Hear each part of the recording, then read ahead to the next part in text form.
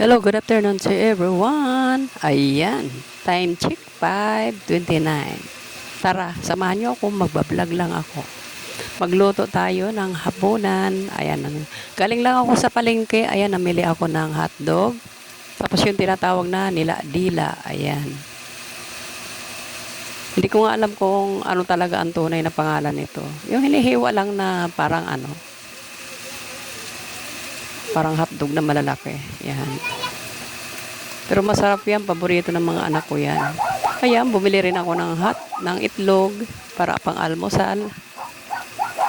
Ayan, manok para sa papis. At haluan ko siya ng kangkong. Ayan, kangkong. Ibababad natin yan sa tubig. Ayan naman ang asawa ko, naghanap siya ng hipon. Hindi ako bumili kasi mahal ng hipon, di ba? Hayaan mo siya maghanap.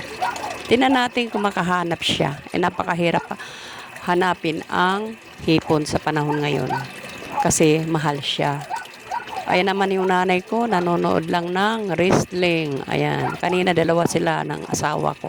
Ngayon nag-iisa na lang nanay ko, kaya aalis yung isa. Ayan yung asawa ko, ready na lumayas. Ayan. Tara, tara, tara. Tayo na magluto. Ayan na. Ayan. Pagluluto lang ako ng hapunan ng dalawa kong binata.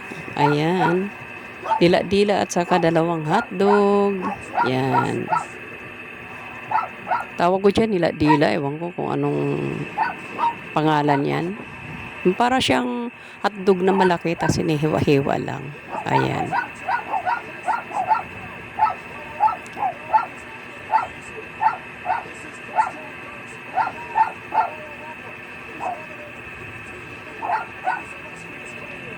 Ayan.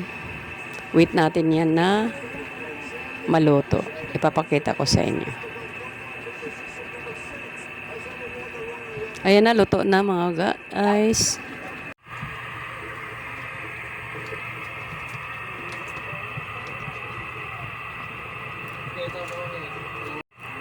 Ayan, iligpit naman natin yung mga hinugasan ko. Ilagay natin sa lalagyan ng pinggan.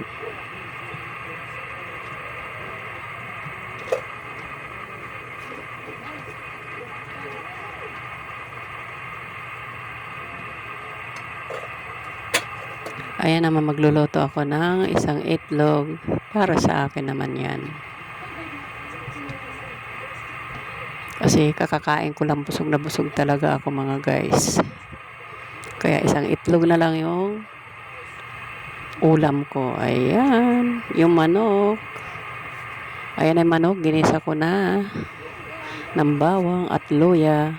Ito naman yung atin ihalo na kangkong. Kailangan lagyan ng tubig para matunaw mga insekto dyan. Ayan pa, maglalaba pa ako mga guys maya maya. Tapusin ko lang tong ginagawa ko dito sa pagluluto. Ayan, 2 days akong hindi nakapaglaba kaya ayan. Pero konti lang naman yan. Tapos ibabaw lang yan. Akala mo marami. Wala sa ilalim, wala naman yan. Ayan, para may sampay ako tomorrow. Ayan na yung aking kangkong. Hugasan ng hugasan kasi minsan nakakapit yan yung mga insekto. Diba? Tapos yung mga uod para sumama sa tubig. Kaya kailangan pag nagluluto tayo ng kangkong o gulay, ibabad sa tubig ng ibabad, tapos itapon ng itapon para yung mga insekto sumama doon sa tubig. Okay ba guys? Ayan. Ayan natin siyang ibabad sa tubig.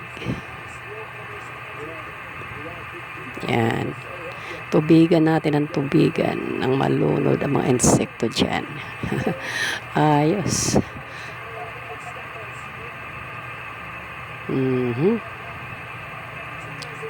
Ayan, hayaan lang natin siya dyan. Ayan naman tayo dito guys. Salamat sa panonood at